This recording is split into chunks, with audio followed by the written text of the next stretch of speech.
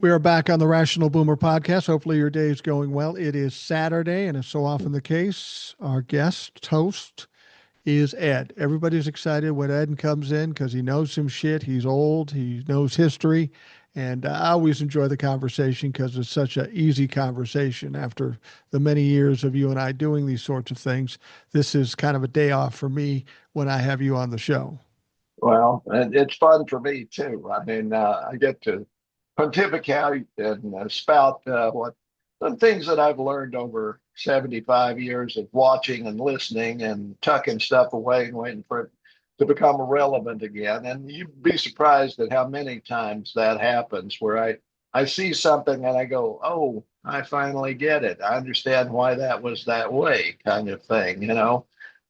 You if you're around long enough and you pay attention long enough, you realize how much misinformation you've been fed from the moment your eyes open until you close them Right. permanently. You are constantly bombarded with misinformation. Finding the trusted sources and being able to put things together yourself takes some concentration and it takes some time to put it all together. I certainly don't have all the answers, but I've got more than I had 50 years ago. Let's say it that way. Exactly. Exactly. And I think all we can do is get insights from as many people as we can and then make your decisions based on your own situation. Now, I joke around now and again, but I like to start things off on a humorous note.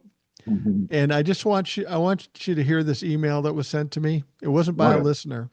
It was by a publicist. Now you've Uh, experienced this of people trying to sell a book and wanting you to interview them. All right. always. I get them from time to time on the podcast. This one sucked me in at first, and then I read farther and it went dark. It says, hey there, Mike. If your audience is trying to make sense of growing instability in both foreign and domestic affairs, Carol Lieberman, MD, known nationwide as the terrorist therapist, is the expert you need. This sounds interesting. People are kind of fucked up Yeah. because of all that's going on. A board certified forensic psychiatrist, best selling author, and 3 time Emmy honored TV personality, Dr. Lieberman specializes in the psychology of terrorism, criminal behavior, and political breakdown. Sounds good so far. So far, so good. She's known as America's psychiatrist. She's a frequent guest on Fox News, Newsmax, OAN, and leading Patriot platforms. Her bold insights expose how psychology tactics, once used by foreign enemies, are now being weaponized against American people. And this is the one that got me. I knew this wasn't my gal, but she says, why book Dr. Lieberman? First one says Trump derangement syndrome. She's leading the charge to recognize TDS as a formal mental disorder, calling out how elite figures like James Comey and even Pope Francis display signs of irrational Trump obsessions. Now, immediately I would say, yeah, fuck no, you're not coming on the show. I'm not platforming you. But there's a little devil on my left shoulder going, Sure. get that bitch on here. Let's fuck her up. I probably won't do it, but it's amazing to me how people will send books or send people to sell books to podcast or whatever, and clearly have never listened to the fucking podcast. Exactly. Yeah, very much so. And because for years I did book interviews with authors, I still get publicist requests Really? for it, and I tell them I'm not doing that anymore. But it's almost a daily thing that I'm getting one or two of those, and I honed my publicist down to where I worked with a select few that I thought I could trust because they will tell you anything about these people. Then you get it, and it's a real snore, Right. and so I had to line up a group of publicists who I trusted to send me decent people because it's a symbiotic relationship. I'm doing them a favor by publicizing the author that's paying them to set up the interview.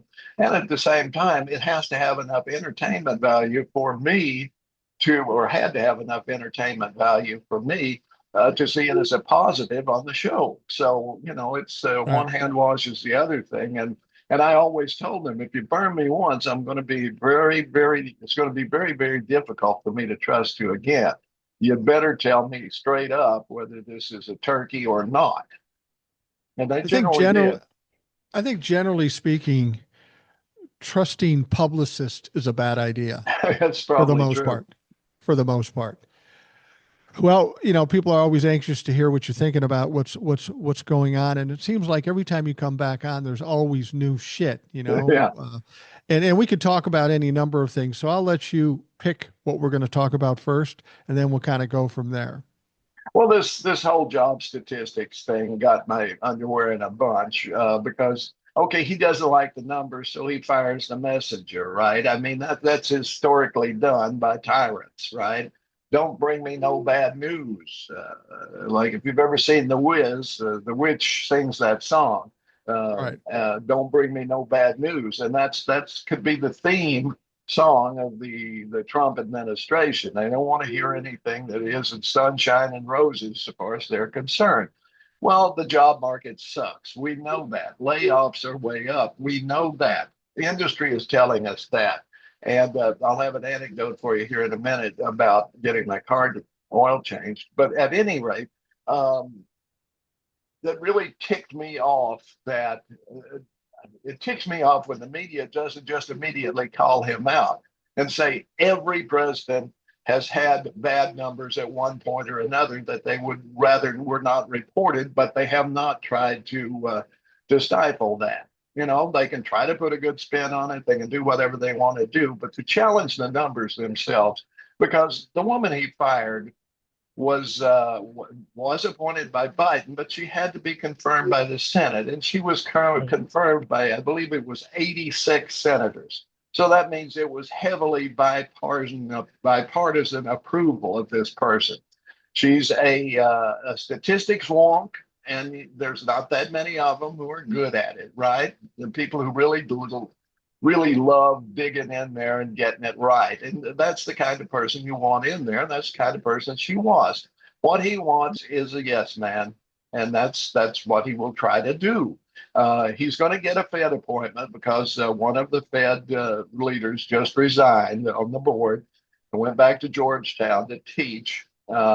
Suspicious in and of itself, not necessarily. People resign and do things all the time, but at any rate, he gets to put another one on the board. I'm not sure that will shift policy at all, but he wants interest rates lowers badly because he doesn't understand economics in any way, and neither apparently does the guy that he's put in charge of his financial stuff. What's the guy, the real kind of snobbish looking white haired dude? Lutnick or Besant?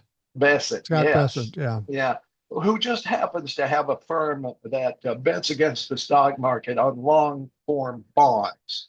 So, in other words, when the stock market tanks, he makes money. This is the guy that Trump has running his economic policy, right? Yeah. It's the Yeah. fox watching the hen house, in other words, right? We know this about the guy. He's a waste of space. He should be sent packing, and the only reason he's there is because he kisses Trump's butt and goes along with the whole tariff bullshit. Okay, I want to yeah, go ahead. I want to talk about Scott Besant too. I mentioned this on the podcast Mhm. before, but beyond that, I want to say that within days of firing this woman, he came out yesterday, Donald Trump did, and had all these opposite numbers. And Yeah, it was funny because he had a chart. He goes, "This is a really good chart," and he holds it yeah, up. Didn't explain it at all. It just had a mm, curve up. Didn't mm, explain it at all. And yes, surprisingly, and then he said, "Did you know that Biden's numbers were exaggerated by 1.5 million jobs?" And I'm thinking to myself, well, even if that's true, he still big deal. created 14.5 million jobs, and you Yeah, lost 2.5 million jobs in your term. So what's your fucking point? He's just trying to distract this whole situation. And the problem here is those numbers have to be realistic because the Fed, the investors, big companies, they depend on those numbers being Right. accurate. And if they're not accurate, they're going to get their information from somebody else, or it's just going to be a shit show. Yeah. And speaking of job creation, just one of these nice little facts you can throw at Republicans. So far as job creation goes, if you look from the since the 1940s, Democratic administration's job numbers, it's 50 to 1 in job creation. Democrats have uh, created that many more jobs than Republicans. It's 50 million to 1 million. Okay. Wow. That's the ratio. So, and this is what always troubles me when people say, well, I vote Republicans for financial reasons. What do Republican presidents have in common? Recessions. Every Republican president since Eisenhower has had a recession. Every Democrat has come into a recession and fixed it and gone out without a recession, has restored order. Okay. So that tells you right there that Republicans know nothing about managing the economy. What they're good at is stealing taxpayer money. In fact, that is all that the Republican Party is dedicated to. They see the U.S. Treasury and the tax money that's collected as a piggy bank for the oligarchs, and they will find a way to get to it. And that's what they're doing right now. They're doing their best to suck every penny out of the Treasury and give it to the rich because that's who pays them. I want to know how stupid and self-centered Donald Trump is. Donald Trump wants the Fed to drop the interest rates, right? Yeah. Which would be a mess. And we'll talk more about that and how that's going to affect the economy. But he wants the Fed to drop the interest rates. One of the things that would trigger dropping the interest rates was a bad jobs report. If the Yes. jobs go in the shitter, they'll be more likely to lower the interest rates. So Donald Trump doesn't like it, makes him look bad. And he says, no, the jobs are going up. And he's biting himself in the ass. He does this all the fucking time. Yes. And he also, what you want economically is a level playing field. That's what they always say, right? We want free trade. We want a level playing field. But then, okay, he told Apple, you got to build your iPhones here, or I'm going to slap a huge tariff on your iPhones, right? Right. Well, Tom Cook goes in and gives him this plaque with a gold bar on the bottom of it, and now he's going to exempt it. It's a straight up bribe right there in real time. And Yeah. nobody's questioning that except guys like you and me. What's wrong with the other reporters? Not that we're reporters now, but we do bring you information that the regular media seems just obtuse about. Right. Well, the thing about it is that um, a lot of people placate Donald Trump, not because they're even thinking about bending the knee. They know he'll forget about it or it will change. Like all these tariff situations. I got a deal here. I got a deal there. There's not one deal on paper. And if No, there's no deal on paper, they don't have to follow that deal. They'll say, no, "Yeah, we'll invest 600 billion in your country," but there's no motivation for them to actually do it. They're doing what everybody does around him, telling him what he wants to hear and then doing whatever. So Donald Trump can say anything he wants, whatever deal he's got, but unless it's in writing and they can enforce it, it's not a fucking deal. And people are just playing Donald Trump. Tim Cook playing Donald Trump. He's being played for like a fool. He's just trying to get on his good side so it doesn't hurt his company. When you have somebody that's that easy to manipulate, you really can't blame people for fucking using it. that's right. Exactly. And that's what they will do. Speaking of Trump, a little history here. Back when I was a kid, way back, and we're talking late 1950s, early 60s, psychiatrists used designations for not mental illness, but impaired intellect. Okay. Um, Right.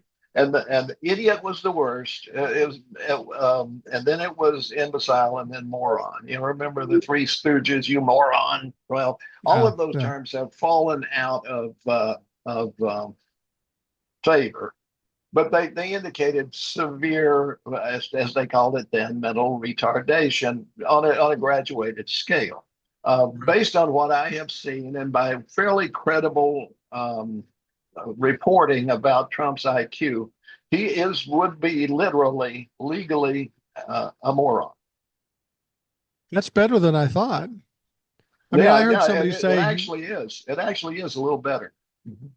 I, I did see somebody report, and I don't know if it's true, that he had like a 73 Yeah. IQ based on Hmm. whatever studies they're doing. And just so people know, the average intelligence is around 99, 100, something like Yeah. that. Let's And call it Donald Trump 100. Yeah. and Donald Trump is 27 points below that. And that's not surprising to people like you and I. I just don't understand. I can only imagine that stupid people think he's smart because he may be slightly smarter than them. But that says a lot about this country and how many stupid people we have in this country. It's fucking crazy. Well, a good example would be now, when I say the name Shylock, what does that say to you? Well, I know it's a kind of a pejorative of a Jewish moneylender or something. Yeah, he's a character in The Merchant of Venice, the Right, Shakespeare right. play. He is a Jewish moneylender. And uh, Trump used the term, and somebody said, that's a prejudicial term. And he'd go, I never heard it that way. I thought it was just somebody who was a shady moneylender. I didn't know it was Jewish, blah, blah, blah, blah. I'm sorry. It's very hard to go through our culture, certainly in my lifetime and Donald Trump's lifetime, and not have some sort of exposure to Shakespeare and to not Something. know that, to not know that, to not understand that was a prejudicial term based on that character. It would be like calling Jeffrey Dahmer a gourmet. I mean, it's that sort of thing that it's that big an error. And yet he knows so little about anything. And it's easy to watch him when he learns something for the first time and he just can't wait to use it, not Yeah. realizing that everybody else in the world already knows that. Who isn't like him, cognitively impaired when it comes to virtually everything? Well, I think he's cognitively impaired. He's not very bright. But I think there's something more to it. Knowing his personality as a narcissist, you have to understand how they react. That's all they do is react. It's very emotional. And they just grab at anything that's there. When there's an argument, they grab at what they think is the most damaging thing they can say, and they just say it without any thought or consideration for what might come out after than that. They don't have any control. You know, if you called him a poopy butt, he might come back and, well, you're a fucking triple poopy butt. People Mm-hmm. want to say that Donald Trump says things and does things out of strategy and out of some plan. There is none of that. It's just grabbing at straws and throwing it out there. And what we're seeing now is less control and more flailing. Right, and that's going to increase. I mean, because of the mental problems that are very obvious, the dementia and so forth that are controlling him now, that's going to increase to the point where he's babbling uncontrollably all the time, and nobody's able to discern exactly what he means, which is already pretty much most of the case. But Yeah. he will continue to do that. And I think you've summed him up before. He's the classic schoolyard bully too, in the sense that he's a little bit bigger than the other kids. He's dumber than a post. He knows it. And the kids he hates the worst are the ones who do know things, the nerds, the geeks, and so forth. Those are his prey because he knows that he is inferior to them. The only thing that he has is his bluster and his aggression. And that is Trump. Bluster and aggression with no intellectual background at all. And yet, because he started off life, remember, he's highly privileged. He started Yeah. off life with millions and millions of dollars is at his disposal. His father bankrolled him forever, bailing him out, bailing him out, bailing him out. Then he died and leaves him $400 million, which he manages to squander. Then he turns to Russia and starts money laundering for them. And that's what kept him afloat through the 80s and 90s. And then Putin saw him as a useful tool, which he still does. And this was the rise of Donald Trump. You know what I find interesting? These tactics that Donald Trump uses is stereotypical of a narcissist. But a lot of people around him who are presumably maybe not narcissist or maybe smarter than Donald Trump. I guess everybody's smarter than Donald Trump, but they employ some of those same tactics. I'll give you an example. You've got them trying to gerrymander the Texas voting blocks. Yeah. And the Democrats are in the minority, so they can't really do anything, but they leave town and forcing them not to have a quorum so they can't vote on this. Well, Greg Abbott and the legislature and Ken Paxton, the AG, they're just furious because for once the Democrats punched back. And then they come out and they make all these threats. They make a threat that, we're going to arrest you. No, you're not. Yeah. Or we're going to replace you in the legislature. No, you're not. And once they realized that they were just fucking talking shit, then they ramp it up and they go to Donnie and they go to Kash Patel and said, we'll get the FBI after you. What's classic about this is how they deal with people. I'm going to make a threat and you better cave in. But if you don't cave in, I'm going to make a bigger threat. And if you don't cave in, I'm going to make a bigger threat. The problem is if nobody ever gives in, they fucking lose big. And I think Texas is on the doorstep of losing big on this one.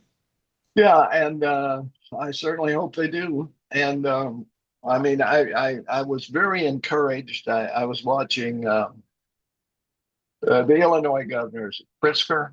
Pritzker, yeah. Yeah, on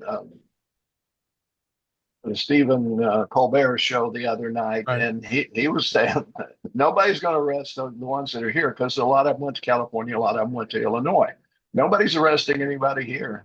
He drew the line in the sand. No, you can send all the FBI, ICE, whatever you want. They're not arresting anybody, and that's what they have to do. They have to call their bluff. And at some point, I'm very disgusted with state legislatures, with attorney generals across the country that aren't pushing back enough. There needs to be federal lawsuits on every move that Trump makes. Every move. They need to tie these moves up in the court. Just get it in there. Get the suit on the board so that they have to desist until there's a ruling at least. You got to slow this shit down until the midterms. So hopefully something can be done. I firmly believe they will try their best somehow or other to steal the midterms, just like they stole the election, because it was stolen. We will find that out when the New York figures are revealed and so forth, where Kamala didn't get a single vote and neither did any other Democrat, that sort of crap. We know that was pervasive. We know so many things that we haven't been able to prove yet, but we will be. They always do what they accuse us of doing. If they accuse the Democrats of stealing an election, they did it. If they accuse a Democrat of being a pedophile, they are one. It's that simple. I think we're starting to see it now, but I think it's absolutely essential that Democrats need to change their strategy. They've always played defense, tried to play, above board and do all those things. Now is the time we have to be on the attack. We really have to be on the attack because that's what the Republicans did. That's what we need to do. We've stood back, tried to do the right thing. That hasn't worked. I know we've got Gavin Newsom, Pritzker, Hochul talking about gerrymandering their states. Yeah. And honestly, I believe they should just fucking do it.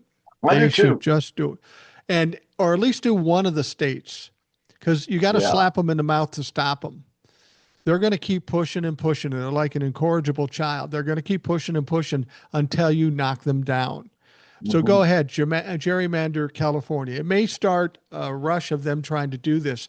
But one thing I found out about Texas particularly Texas particularly has the shortest timeline to get this done.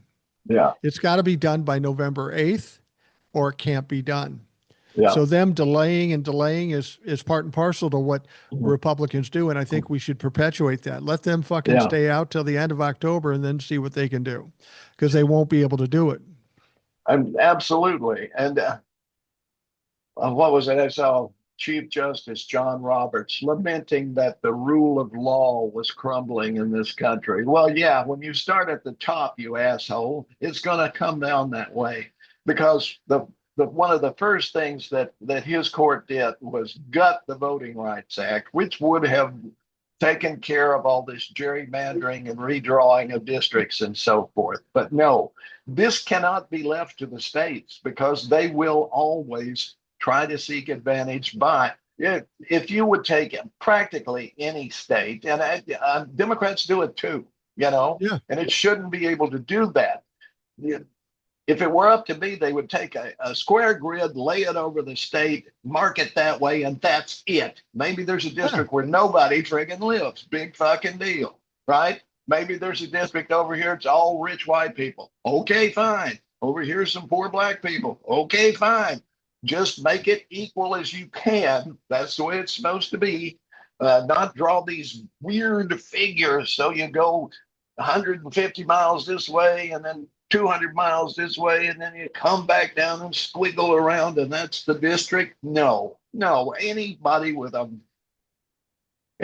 not a moron would see that. Well, when I look at the idea of gerrymandering, whether it be Democrats or Republicans, they're all trying to game the system so that they win. Okay. And then we have the interference in elections by foreign countries, through social media. And now we're even hearing about the prospect that some of them have meddled with actual voting machines. Yeah. Aren't we at the point now? Why even fucking have elections? Because they're so dicked with that. How can you trust them? Well, this is the thing. I mean, you have Republicans and Democrats, on occasion saying, well, let's go back to paper ballots and so forth. But those can be screwed with too. A friend of mine from high school, a young lady, her father was deeply into Republican politics. And years later, we were talking online, and I asked her about elections back then. And she said, I got to go and watch them count votes one year. And the chairman of the Republican Party sat on a stage, and they would bring the ballot box up to him. These were paper ballots. He would look at the ballot and he would say, Republican or Democrat, and drop it in another box. And he would do that and do that and do that. And it was tabulated that way. I mean, this is a small county where maybe 2,000 people vote in a big election, right? So it didn't take that long to do. But nobody was checking him. It wasn't like there was a Democrat there and there. And she said, I'm sure that, I have no reason to believe that he was dishonest, but I have no reason to believe he was honest either, because the Republican always won. Yeah, and that's my point. If everybody games the system to their advantage, whether it be Democrat or Republican, it almost seems like, along with our system of government, everything is fucking broken. We're maybe at a turning point where everything fucking has to change. We got problems with the Republicans. Certainly, they're a dumpster fire. The Democrats have their issues too because they're so tied to AIPAC or whatever the fuck what other PACs they are. It just seems like the whole system is just fucking tainted. Even if it's not enough to, even if it's not changing the outcome, it's still pretty fucked up in a country that claims to be the best country and the freest country in the world. Which, of course, we're not and never have been. I mean, that is the thing I've learned most over my 75 years, especially looking back, is how often I was lied to by everybody from the beginning. I grew up thinking Columbus was a pretty good guy. He discovered America. Yeah. I didn't realize he was a monster until years later. I didn't realize how Manifest Destiny and all of the crap we did, messing in South America, messing in the Far East, all of the crap we did to people all over the world, how evil, much evil we perpetuated upon the rest of the world. Um, People don't know that because they don't want to know it. And it is bleached out of our educational system until you get to college. And that's why they always say, well, all college professors are liberal. No, they just teach the truth. Then the Yeah. truth is naturally liberal, and liberal is naturally the truth. Uh, that's just the way it is. I'm sorry. Conservatism lies, liberal tells the truth. That's simple. When I, for the short time I was at the University of Minnesota, I had a professor who taught history. His name was Alan Spears. Now, Alan Spears was a gay activist. He was a liberal. Mhm. And what I liked about his history lessons were he would always say, okay, this is what the history is, but this is where it's fucked up. This is Yeah, what really happened. And it was good to hear that, to understand what was true and what was really happening. And he was the kind of guy that, of course, Trumplefucks would absolutely hate. First of all, he's gay. Second of all, he's an activist. Third of all, he's telling the fucking truth. How dare that exactly. motherfucker? Exactly. The big protest when I was in college, this was started in 69, 70, 71, 72. The first big protest on campus happened when two people in the,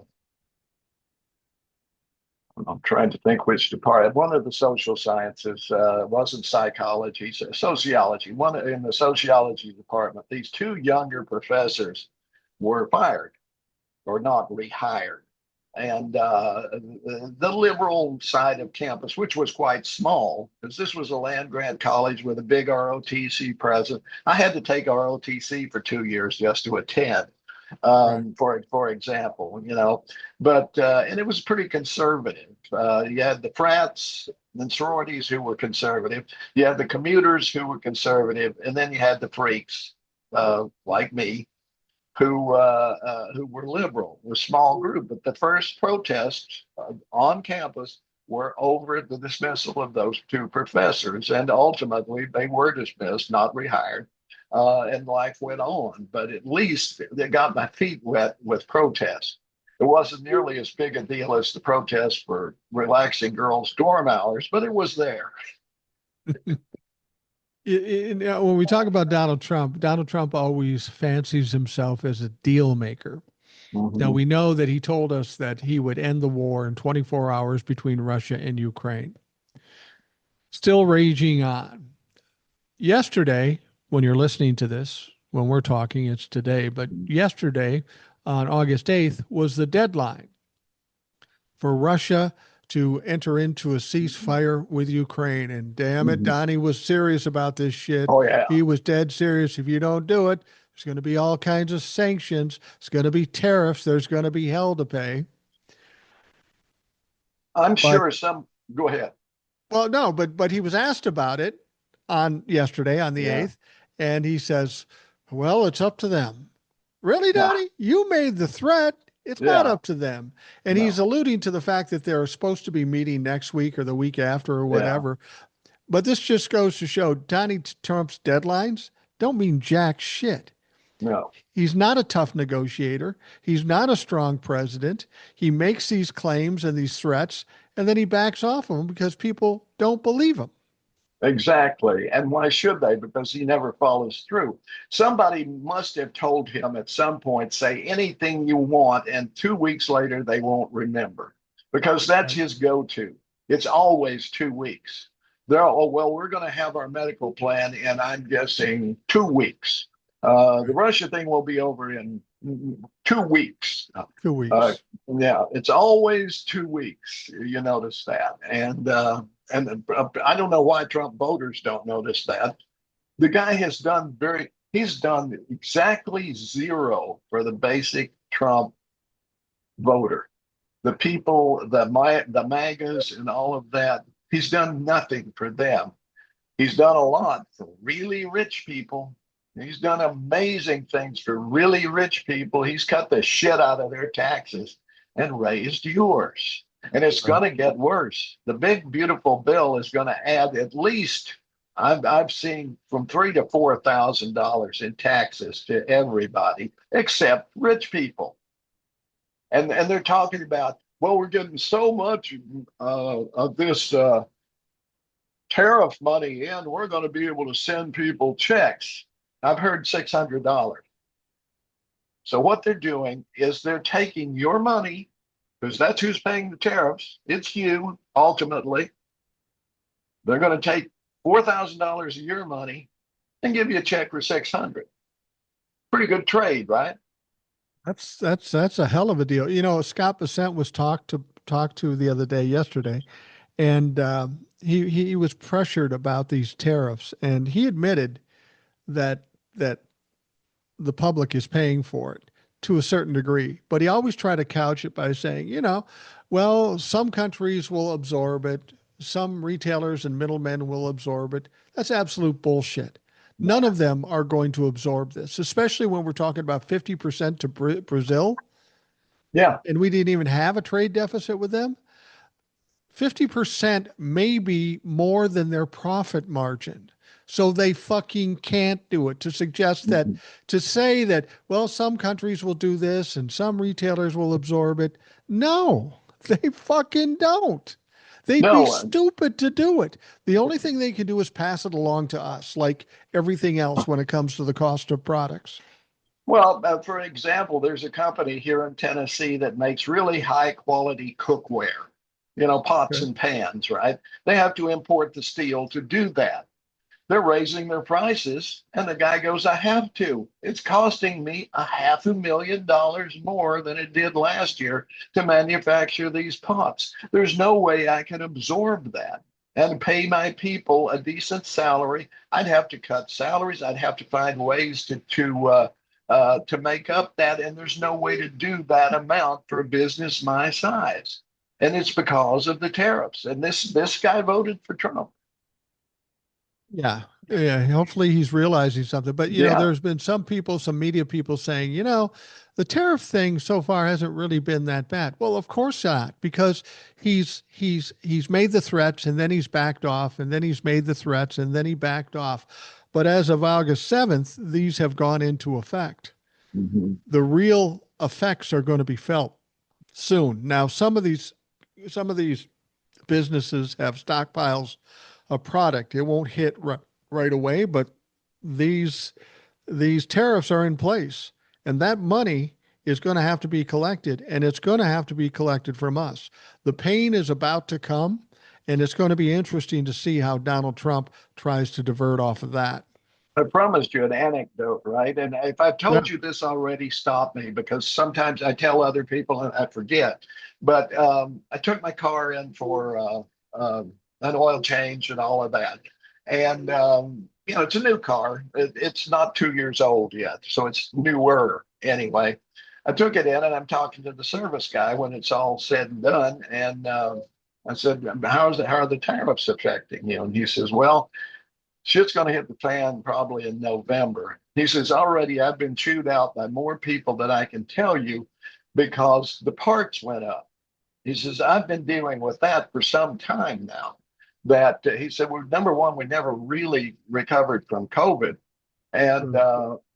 but now this on top of it, the parts, it's gone up, and I've sold somebody a new car, say 3 years ago, and then something goes wrong on it. And number one, either if I don't have the part, they've got to wait for it, or it's way more expensive than it should be, than it would have been when I sold them that car. I'm losing customers because they're saying, well, I'll just go to Joe Blow's shop because he'll do it cheaper. And he says, well, that's true. I probably can't match that price, but it's not going to be a certified part, blah, blah, blah. And I want to guarantee it's going to exactly work right and so forth. He said, when it's really going to hit us is November when those tariffs have kicked in on the new cars. He says, we're not going to be able to sell them because it's going to add so much to the price of the car that we're not going to be competitive. On my way home, I get a call from a sales guy there wanting to buy my car. back Yeah. Yeah. and promising me that he can make me a deal on a new car that so that I won't even have to pay the difference. I mean, I know he's bullshitting me, Yeah. and so forth. And I'm happy with the car. I don't want to trade it. I told him no, but I know I'll hear from him again because what they're going to do is they have to get late model new cars because that's going to be all they'll be able to move for a while. Yeah, that's all that's going to be selling is used cars that don't have the tariffs. Because, Yeah. like you say, I don't know what kind of percentage they're going to add to cars, but cars are already expensive. I mean, my wife Yeah. said, we bought a new car recently. We bought a couple of cars, one used car, one new car. And she says, we got two grandkids now. We want to travel around a little bit. We should get a new van. Now, I've had a number of Dodge Caravans in Yeah. when I was younger for the kids and stuff like that. And they're always pretty fucking much inexpensive and Mhm. they were pretty dependable. So I'm looking at the different vans and you've really got three choices. You've got the Chrysler Pacifica, you've got the Toyota Sienna or the Honda Odyssey. Yeah. You know how much those motherfucking cars are now? Probably If you around buy one, 60. yeah, around 60. If you Mhm. find one stripped down, maybe 45. Yeah. But if you're adding 20% to a $60,000 car, now it's a $72,000 car. Yeah. And the thing about it is, whether it be parts or buying cars, you can't just say, well, we'll raise the price and they'll just have to pay it. No, people just Mm. don't have the fucking money. It's And not a banks won't decision to finance it. make. And banks won't finance it. I mean, Right. that's and the payment will be so high you can't make it. Yeah, it's there is a breaking point. There is a breaking point, and this is what Donald Trump does. He pushes the envelope and pushes the envelope, and then when he gets to that breaking point, he keeps pushing it. And this is why he always fucking fails because he doesn't know where to stop. It's like the wealthy people wanting a tax break. The greed never stops. There's never enough. And what they don't understand is they're breaking the back of the middle class, and if they do that, they destroy the fucking whole economy. Well, this But is they their don't get this it. is this is their goal, quite frankly, and it needs to be said. The goal of the Republican Party and those who control them is to destroy the middle class. They hate the middle class; they always have, because it didn't exist before Franklin Roosevelt's administration. There was really rich people. There was a middle group of merchants, and then there was everybody else, right?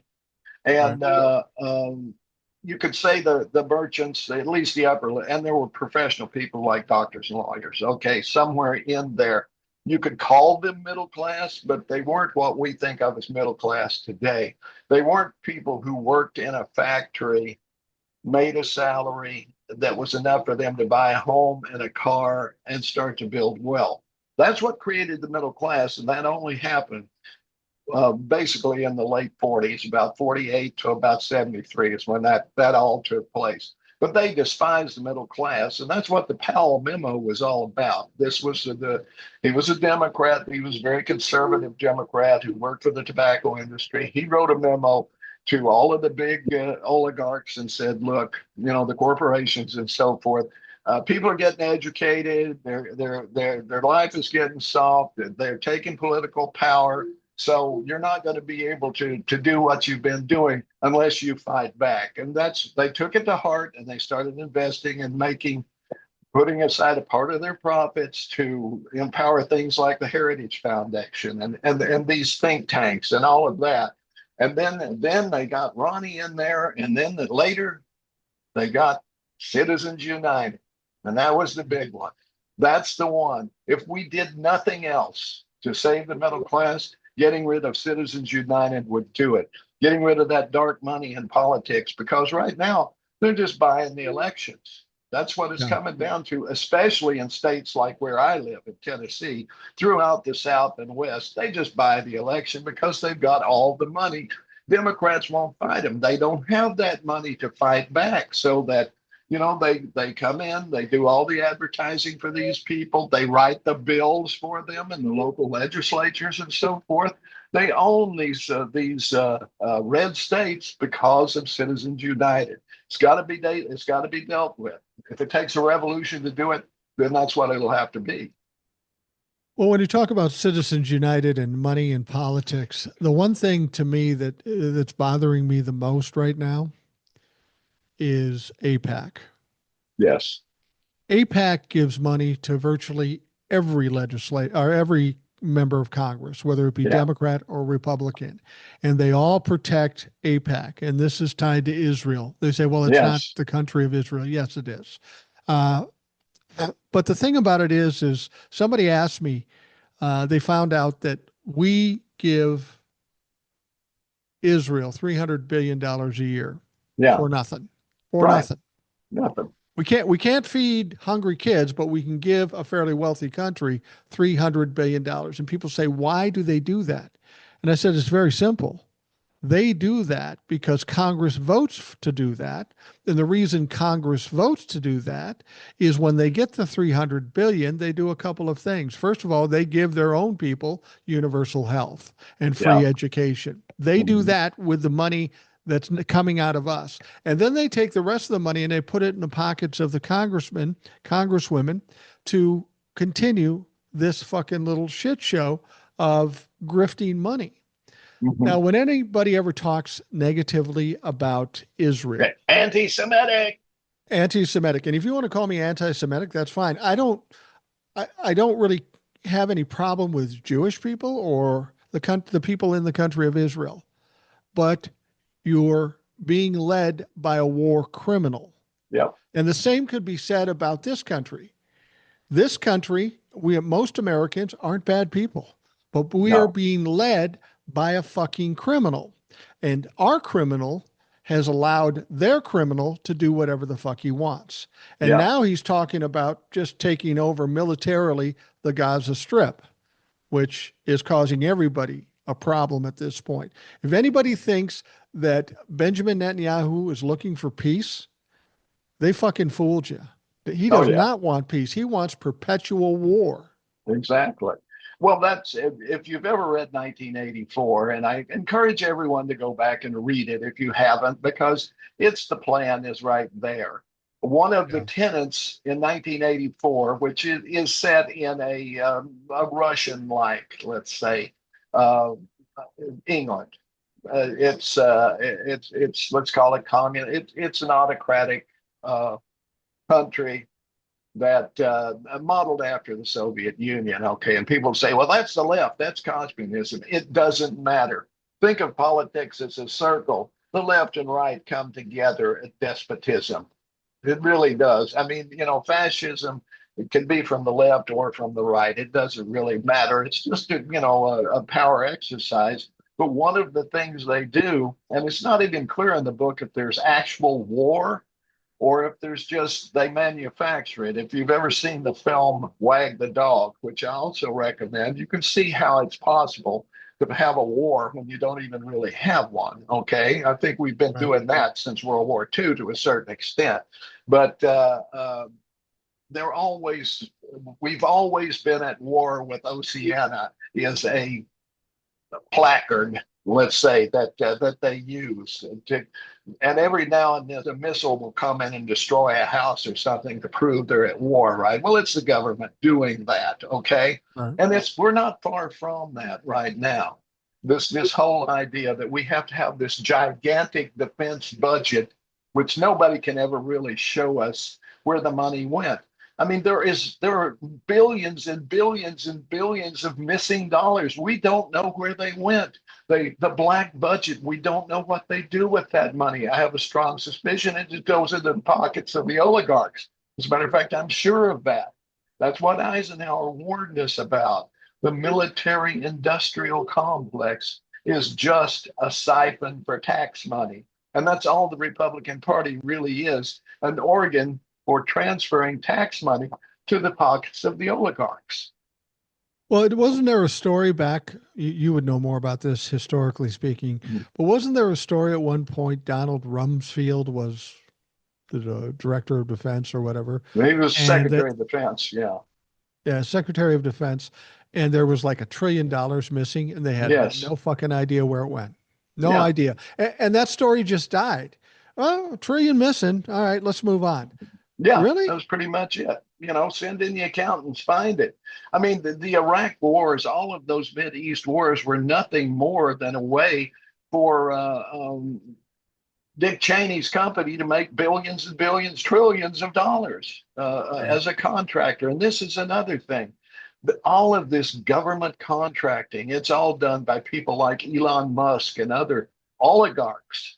If somebody in the Defense Department needs secretarial services, they'll farm it out and charge Right. gigantic amounts of money. I mean, way back when I was a kid, they were complaining, the $300 hammer. You could go down to the hardware store and buy a hammer back then for like $2.99, but the Right. government was paying $300 for that same hammer.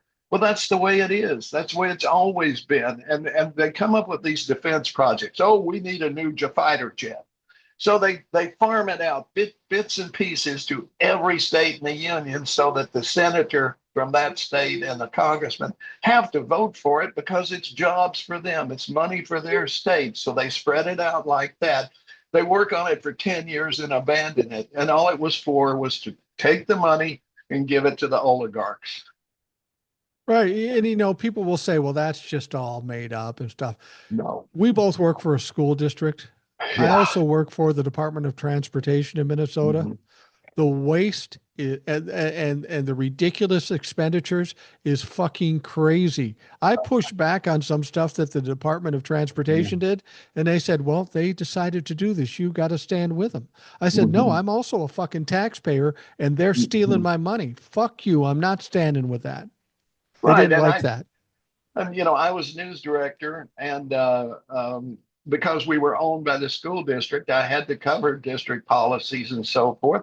And I butted heads sometimes because they would come up with ridiculous things. They came up with this program, for example, where they had these teachers that there was like a dozen of them, let's say, and they were going to be lead teachers, and they were going to put them through this 2 or 3 year program where they sent them back to school to learn these procedures and so forth, and then they would come back and they would serve as leaders to other teachers.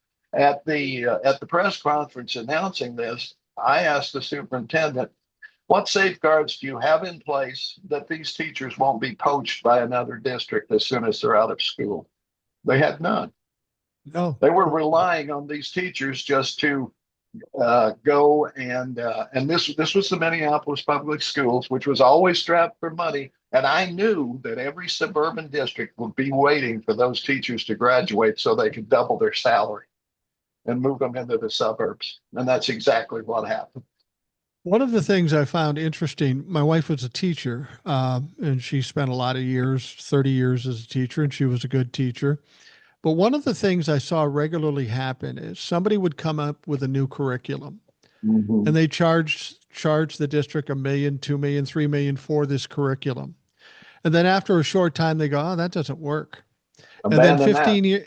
then 15 years later, somebody would come up with that same curriculum with a different name and resell it to them for 1 million or $2 million. And some people told me that isn't what happened. I go, fuck, it ain't. It It's is exactly exactly. what's happened.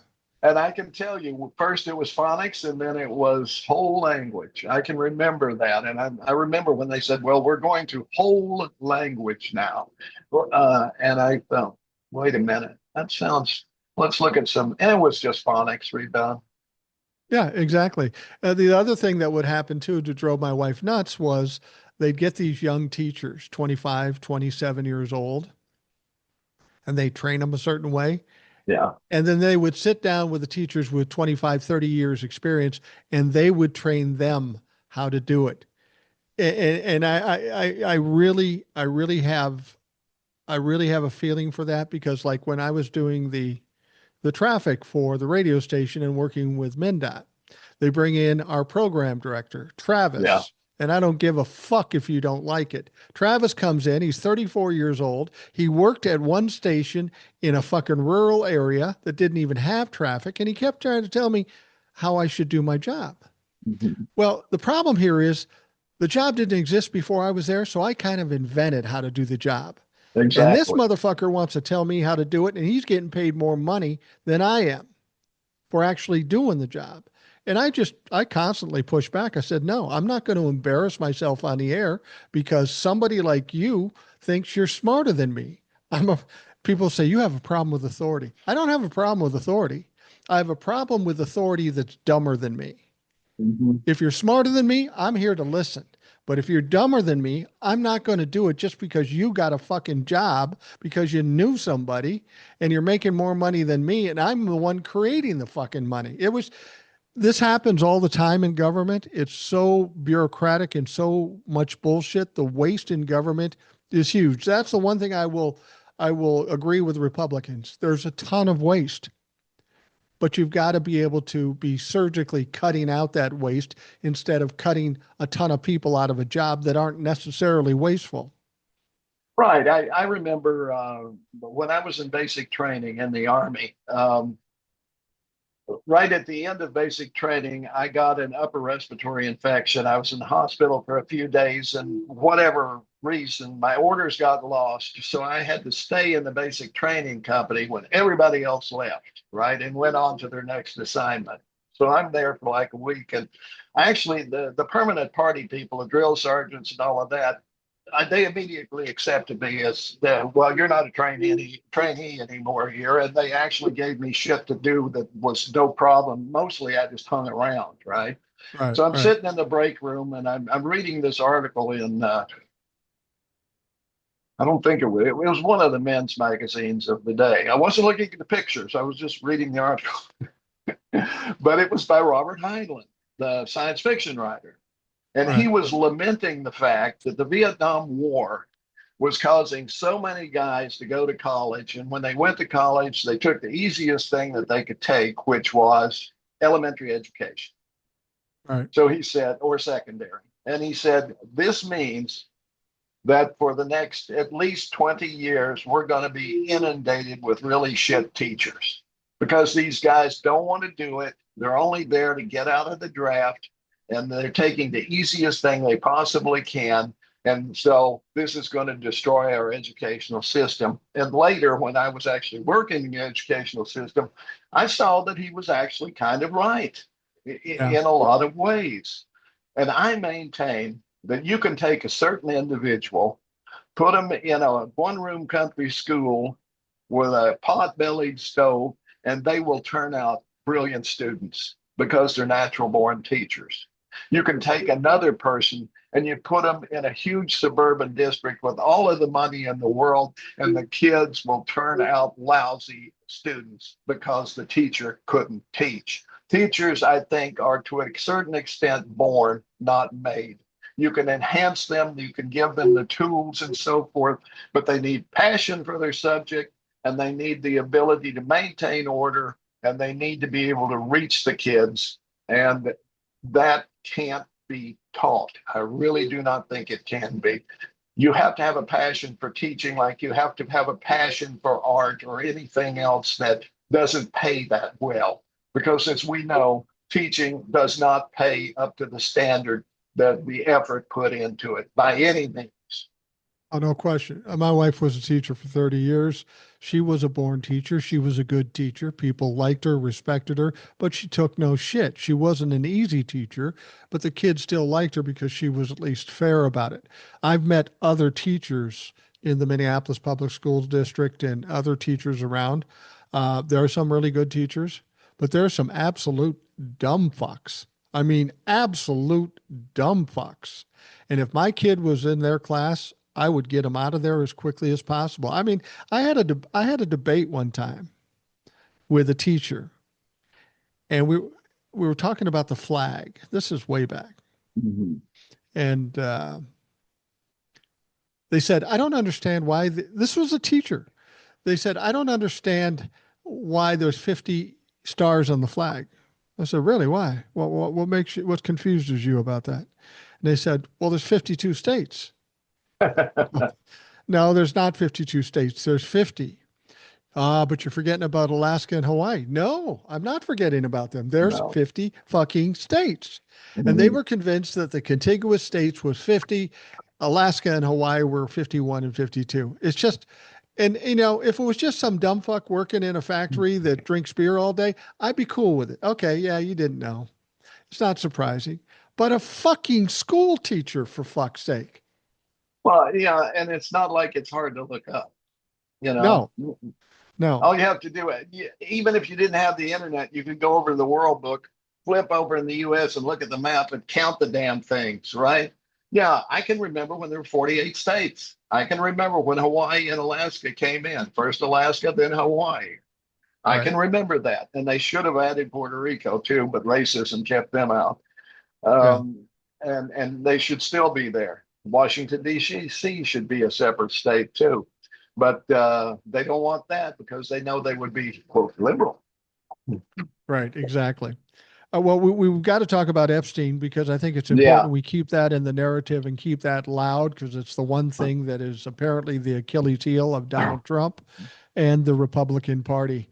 They are just flailing around now at this point. They don't know what to do. They've tried every strategy they have, tried to attack, tried to distract, tried to divert, and nothing is working. And people don't understand that. And I can explain it very simply that over and over and over again for at least the last 4 years, Republicans have been demanding release the files, release the files. And when we get in there, we will release the files. And of course, now they don't want to release the files. But Donald Trump, I'm convinced Donald Trump is making a huge mistake here. He's trying to divert. And he knows that he's involved in those files. We know this because he put 1,000 FBI agents to dig out his name and try to take it out. Yeah. But Donald Trump is so self-centered. He's missing the whole fucking point. He wants to release the transcripts from the grand jury. Well, those transcripts from the grand jury give us no more information than what we already have. The No. same thing that they gave to those right-wing pod bros in those folders. And then he wants to fuck around with Ghislaine Maxwell because he's only focused on one thing. He's focused on clearing himself, covering his ass. But what he doesn't understand is when the Republicans were demanding this evidence, we may have been thinking it, but they weren't thinking that Donald Trump was involved. That wasn't part of what they wanted. They wanted the fucking evidence. They wanted to expose the cabal, the Democrats and shit. So Donald Trump can try to clear himself, but that's not going to make these fuckers happy. They want the evidence, just like it was promised.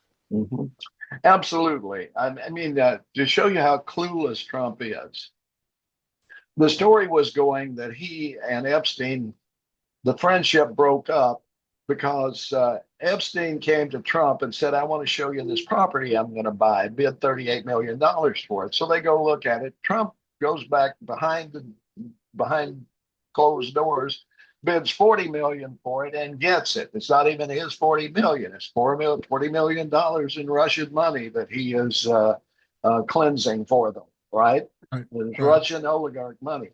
That was the story there, and he should have just left that lay. Okay, because he could have. He should have. Yeah, I would just saw a good opportunity, and I went for it, right? And he didn't like it, and we fought, and that was it. No, he goes, he was poaching my people, and then it turns out it's these underage teenage girls working in his Mar-a-Lago spa, and I don't think he could have done anything more revealing than to come right out and say that. I kicked the guy to the curb because he was stealing my little girls. Boom. But he didn't stop there because Donald Trump will always fuck himself over.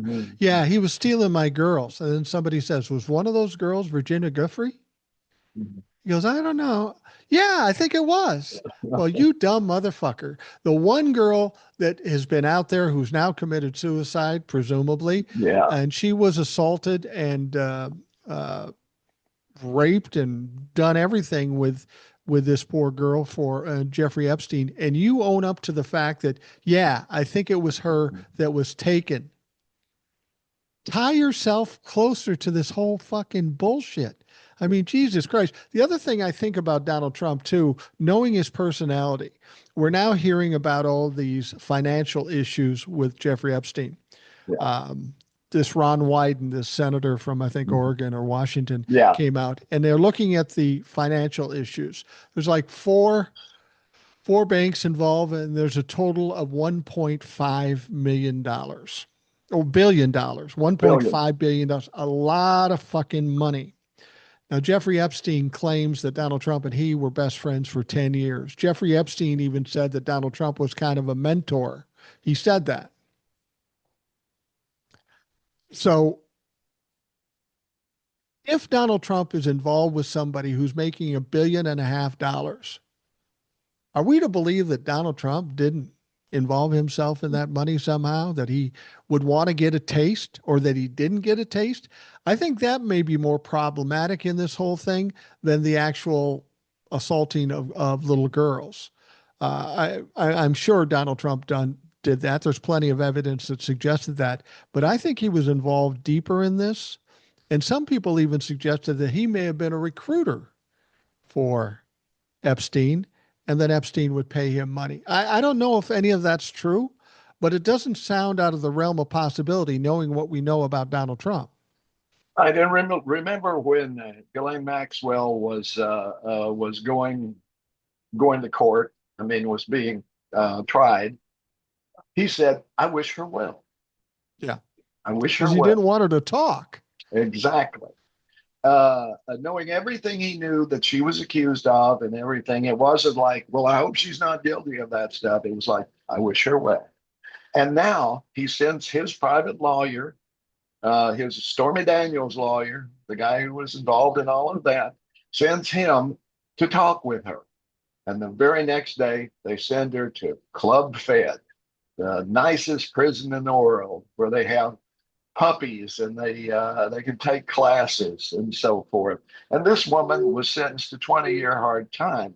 This is not the kind of people for the kind of thing she was sentenced for. This is not the kind of thing that they put people in that prison for. They may be financial crimes, Martha Stewart kind of crimes or something like that. Right. But not this. Oh, there were credible threats against her. Well, put her in a solitary. Yeah, That put her in that takes solitary. care. Yeah. But I think what the payoff for Donald Trump was here, another awkward, lame attempt to get Mm. the payoff. Now, I don't know if he's Yeah. going to pardon her or anything. If he does, he's fucked. But what the payoff was, and it didn't get enough coverage, so it didn't really benefit it. Mhm. But in this meeting, Todd Blanche, Ghislaine Maxwell, and her lawyer, those are the only three people in this meeting. And somehow it leaked out, had to be from one of these three, Yeah. that Ghislaine Maxwell said nothing negative Mhm. about Donald Trump or that would hurt Donald Trump. That's what Donald Trump wanted. He Yeah. wanted her to say that nothing, she said nothing to help him because he's only focused on cover my ass, cover my ass. So if he pardons her, I don't think he will at this point because I think they did the transaction. We'll get you to an easier place and you just agree to the fact that you said nothing negative about Donald Trump. He's such a poor negotiator. I have a feeling that that's what he was looking for, and he thought that would save him, but it's not going to save him. People know better than that. By him doing what he did, by moving here 2 days after the fact, he just looks more fucking guilty, not only to you and me, but to the fucking Trump-a-fucks. Well, this is the thing, and I don't think it will make a difference with the MAGAs.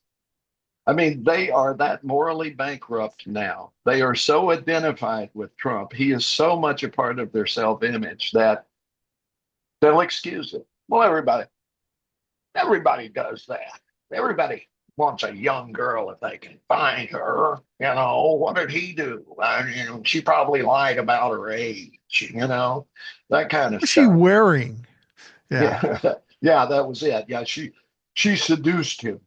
Hmm. Yeah, yeah. Well, he Yeah. couldn't help himself. But there was a report of a fact, and I can't remember who put this out. And I don't even know if it's true. I hope to God it's not true. But Republicans or Trump will fuck, I don't know if it was just his base or all Republicans, but they asked him, if you found out that Donald Trump was involved with Jeffrey Epstein and was involved in assaulting young women, would you finally step away from him? 47% of the Republicans that support Donald Trump said, no, I'd still support him. That's the kind of despicable pieces of shit that live in this country. That's who lives here, and they don't care if he was involved in assaulting women, let alone girls. That's the kind of people we have in this country. These are the Absolutely. dregs of society. Absolutely. And this is what we need to keep in mind. I mean, they say, well, just because they vote Republican doesn't mean they're bad people. Well, I don't Kind of know about does. that. It means they're willfully ignorant, for one thing. So I'll give them that. Okay, you don't know because you don't want to know. Yeah, yeah, yeah, yeah, yeah, yeah, yeah, yeah, yeah, yeah. Hands over my eyes, fingers in my ears. I don't know. Okay, well, Right. you're still culpable because you could know. Well, I don't trust the liberal media. They're just lying about him. That all this bad stuff is just made up. I Yeah. don't believe any of that. So once again, willful ignorance and so forth. But the fact is, the Christian nationalists and all of these big money people, they want women back in the kitchen pregnant. That's what they want. They don't want any women in society. They want to do what the Taliban have done in Afghanistan. Women walking around, like these cloth covered statues. They're not allowed to speak. They're only allowed to be at home, and they can't be out by themselves. This is literally what they want. They want the Old Testament marriage where the guy has 40 wives and 700 concubines. That's their idea of the perfect thing. That's their biblical marriage that they want right there. Not one man, one woman, but one man, a bunch of women, some of whom he's married to and some of whom he's not. After being married 42 years, and I love my wife and we're best friends and all that stuff, I can't fucking imagine why I'd want another one to go along with the one I had, let alone 40 of them. I can't fucking handle my wife right now. And as far as being barefoot in the kitchen and pregnant, my wife doesn't cook. She doesn't go barefoot. And at 65, she's not having any fucking kids. So she's on a par with me. She would suggest that she's on a higher level than me, and that may be the case. But the total disrespect of women, this is the thing that troubles me. We've got 26 women that Donald Trump sexually assaulted them. We've got the one time he was adjudicated for sexual assault with E. Jean Carroll. We've got all these people that were victims of Jeffrey Epstein, and they're pointing at Donald Trump. Yeah, Somehow, some way, all these people are fucking lying. If we could simply, as a country, just believe women, we that's wouldn't it. have to go through all this shit. And that should be a bumper sticker. And it probably is. Yeah, Believe women, because I know from the testimony of my own wife and other women that I know that they have all been throughout their lives preyed upon by men in one way or absolutely. another. And we know that. We've seen that. I personally, and I did put a piece on TikTok about this. It may just be that we are two separate species. I mean, 80,000 years ago, there were Neanderthals, Denisovans, Cro-Magnons, and what we became, all walking the earth together, and they all died off except the one that we are now. But I do think there's still two species. There's one that is mired in the fight or flight kind of thing. Their way of dealing with women is bang them with a club and drag them into the cave by their hair. They have not progressed since that point. Then there are the people who, I think it was Margaret Mead was asked, what was the first sign of civilization? It wasn't use of fire. It wasn't making pots. It wasn't stone tools. For her, it was they discovered a skeleton with a broken leg that had healed. Wow. And that meant that that person had been taken care of until they recovered. So someone with empathy for that person, maybe several had brought them, bison casserole and enough firewood to keep the hyenas away for the time it took for that leg to heal. And what I'm talking about is empathy. To Right. be able to put yourself in the place of a person who is down and out, You put yourself in their place, you empathize with their plight, and then you take action to help them. You will never see Donald Trump do that. You will never see Ted Cruz do that. You will never see the Republican leadership do that. No, no. Oh, rugged individualism. It's the individual's fault if he's poor. Never mind that they start out with living in a tar paper shack, a single mom with 5 kids because the husband took off, right? They don't have decent clothes. They go to school. They're picked on and so forth. They drop out, and their life is fucked forever. But it's their fault. It's their fault. Oh yeah, yeah, yeah. Because you can't put yourself in their place and understand.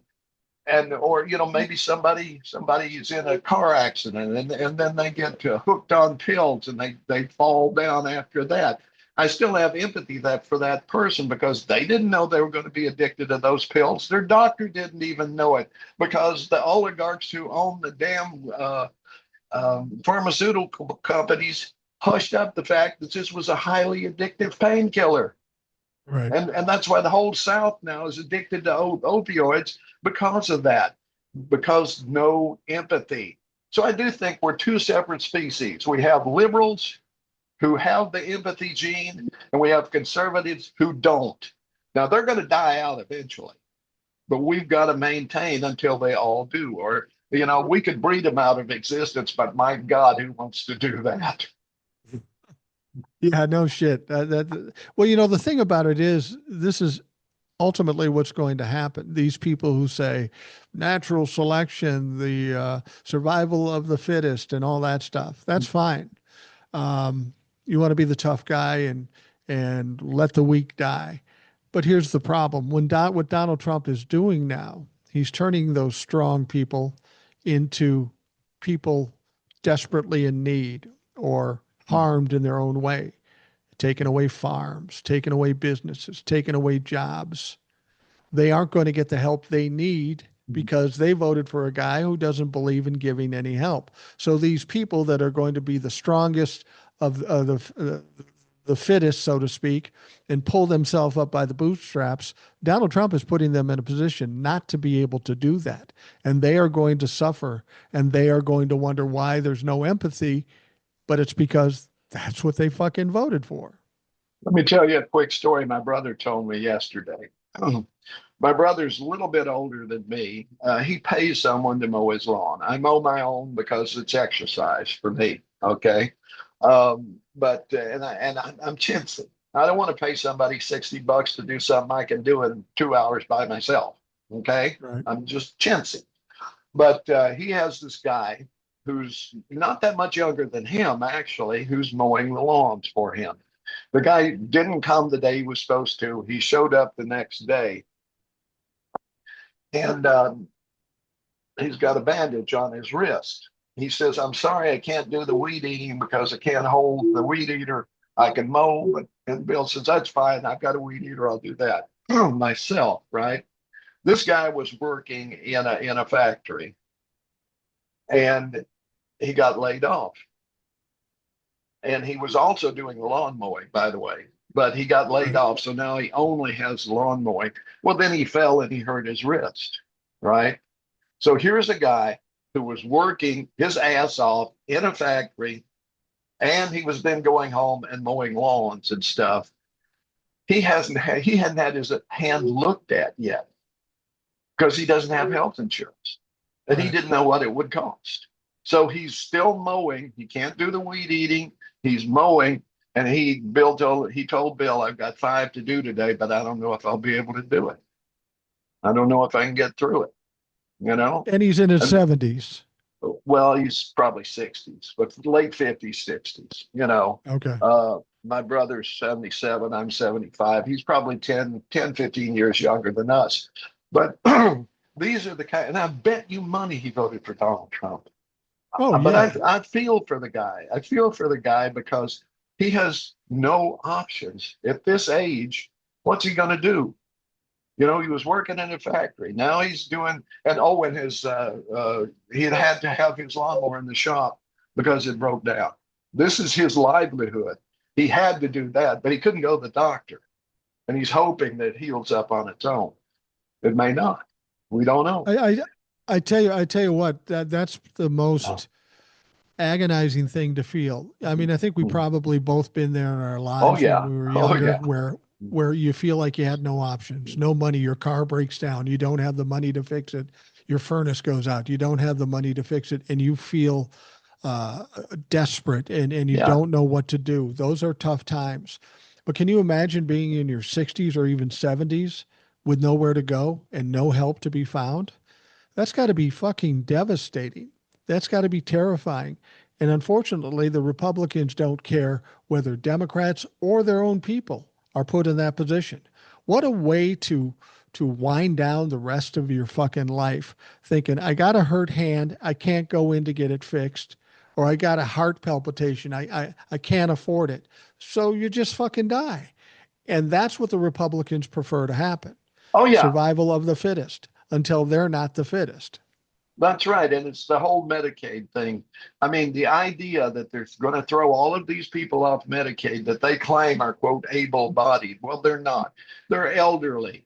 I mean, if you get to sick, what is it, 67 now, and probably be 70. I mean, if you get to 67, can you stand up all day in a supermarket bagging groceries? I couldn't. If I stand on my feet all day, I mean, if I'm involved in something by evening, I know it.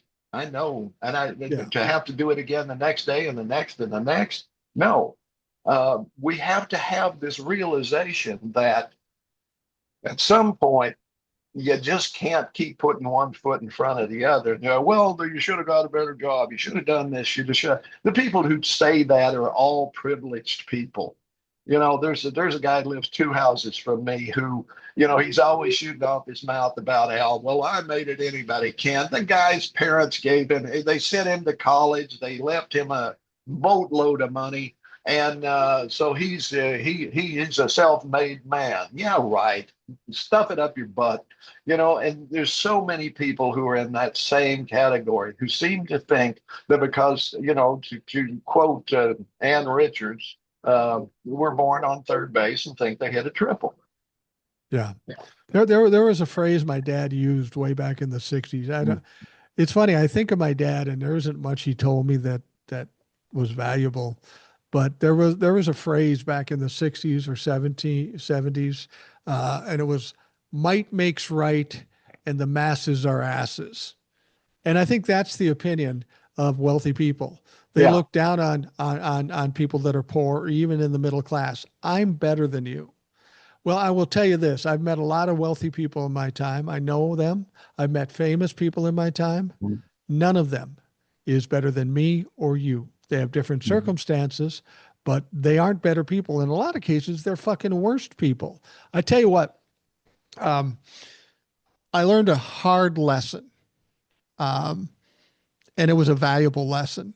And this has kind of set how I think about things. People are striving to get rich and own big houses and cars and stuff like that, and they still have troubled lives and all that stuff. And we sit around trying to emulate that and trying to gain those things that they had.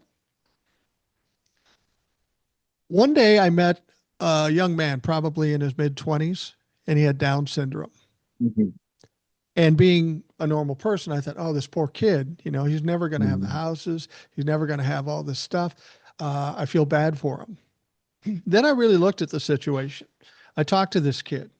This kid was so full of fucking joy all day, every day. His heart was pure. What he said, what he did was true and what he really believed. And he did nothing all day but give out unconditional love. And I realized at that point, even though he doesn't have a house or a big job, this motherfucker won one life. Because how much would people pay to wake up completely joyful every day? To be truthful to themselves and just spend the day giving unconditional love. You might feel sorry for that guy, but I admire that guy because he has something most people don't have and will never fucking have. Yeah, I agree 1,000% on that. Uh, at the same time, I want that guy taken care of. You Absolutely. know, I want him to be able to eat and have a warm place to sleep and to have a TV or whatever. I want him taken care of. I want everybody Absolutely. taken care of. And I also am willing. I'm willing to forgive. I'm willing to forgive. Maybe somebody is.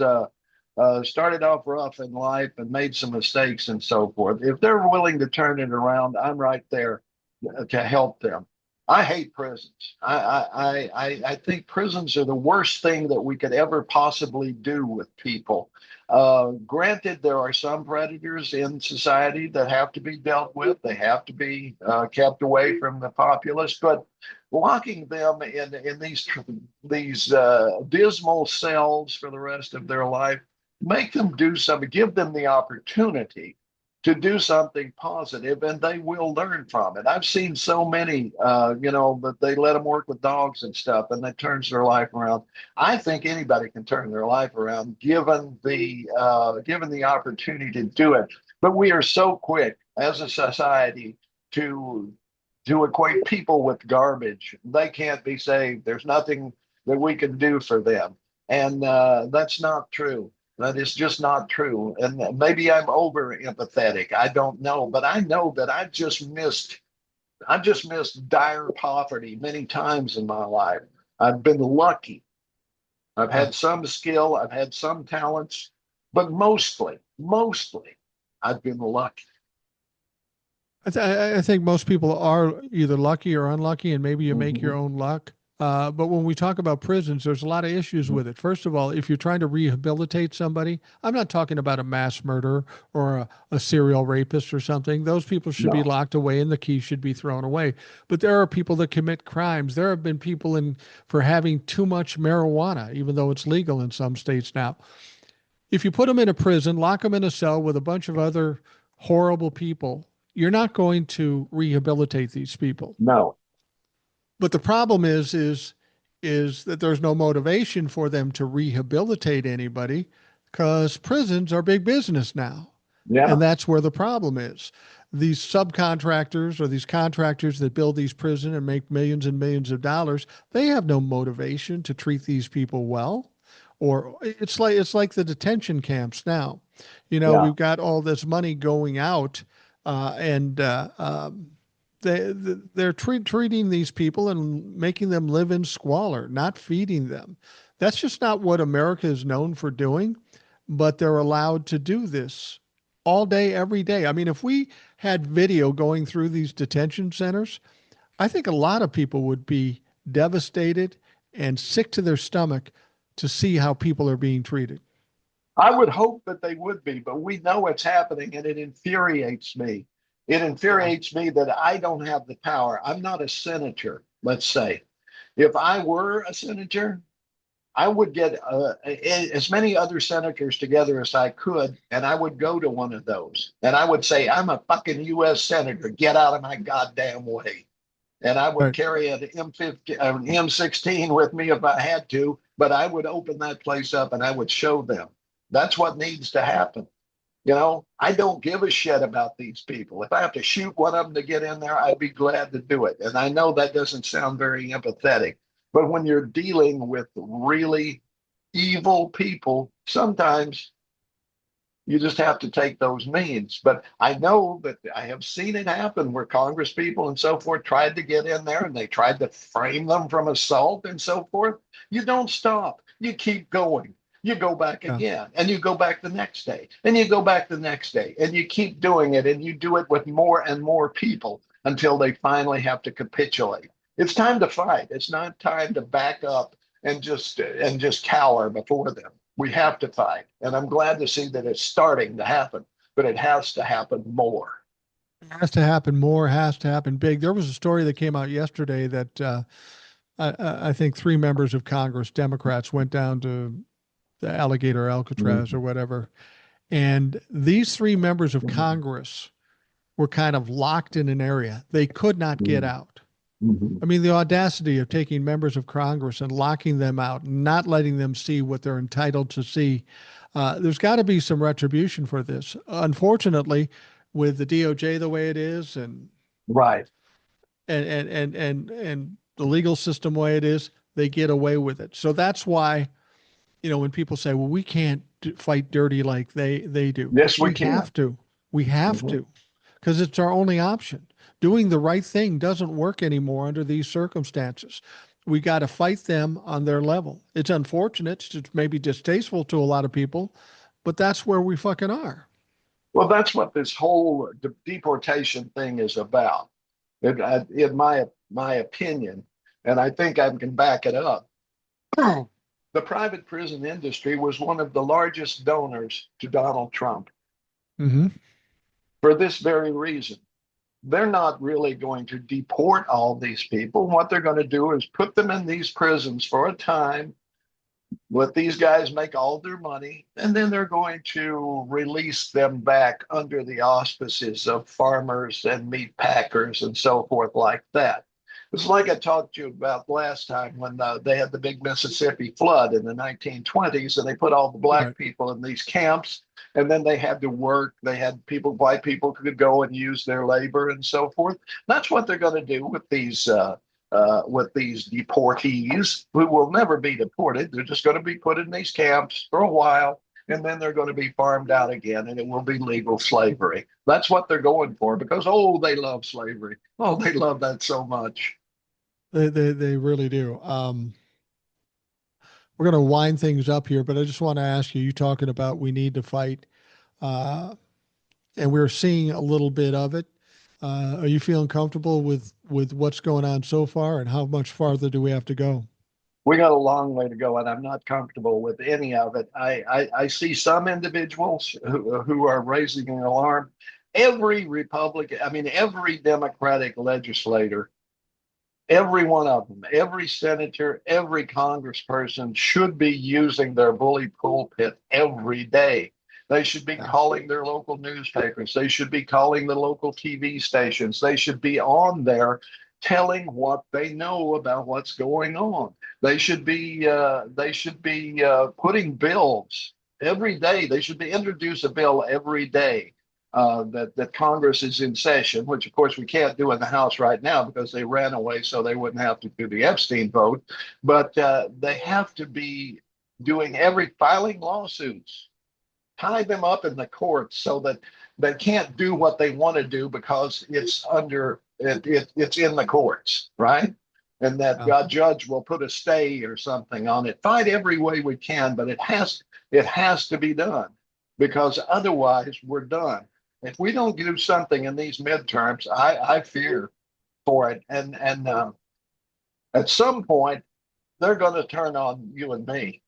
Yeah. I'm afraid to say, and folks like us, they're going to go for us. They're following the Hitler playbook, and we are on the list. Well, the midterms are a good point. We have to win the midterms, and for all intents, the Democrats should win the House easily and maybe even the Senate. That should be what happened. But if that doesn't happen, I'm concerned about two things. If the Republicans maintain control in the House and the Senate in the midterms, two things are going to happen, I think, and see what you think. Um, we will lose democracy completely. I mean, we've Yeah, lost a lot already, but we're going to lose democracy completely. But if that happens, the way people feel, there will literally be fighting in the streets. yeah. There'll be assassinations. There'll be attacks by the Democratic Mm-hmm. Party. And I've always said this. I wasn't worried about a civil war if Donald Trump lost. I was worried about a civil war if Donald Trump won. And Mm-hmm. it's getting closer to that every fucking day. I don't want to see that. We shouldn't have to do that. But if people feel like they have no choice and they're losing their democracy, what the fuck do they have to lose? Use the Second Amendment and start going after fucking Republicans. I'm afraid that might happen. Um, I don't know exactly how to say this. Give me just 1 second. I think that the removal of Donald Trump by natural means would go a long way. And I think Yeah. that's a real possibility. I start every day envisioning that. I have in my mind a candle with the face of a certain politician on it, and I picture it melting. melting into a puddle. I invite you to join me in envisioning that melting of that wax figure into a puddle. Yeah. I Yeah. don't know that we can, well, by our force of mind, that we can make that happen, but it'd be interesting to see. Yeah, it absolutely would. Well, Ed, we're at that point. You're an older guy. I'm an older guy. We get winded easy. You probably have got some other duties to attend to. I don't, which I'm happy for. But we'll wrap things up. Thank you for coming on and tell people where they can find you. They need to find you on TikTok and YouTube. Okay, my handle is Reeling in the Years, REALIN apostrophe INTHEYEARS at Holler Troll, HOLLERTROLL on TikTok. Sounds good. And if you don't follow Ed, you need to fucking do it right now. Don't Yeah, this wait. minute. Just do it right now, this very second. For those of you listening, I want to thank you for taking the time to do that. I hope you have a great day. We will talk to you again tomorrow.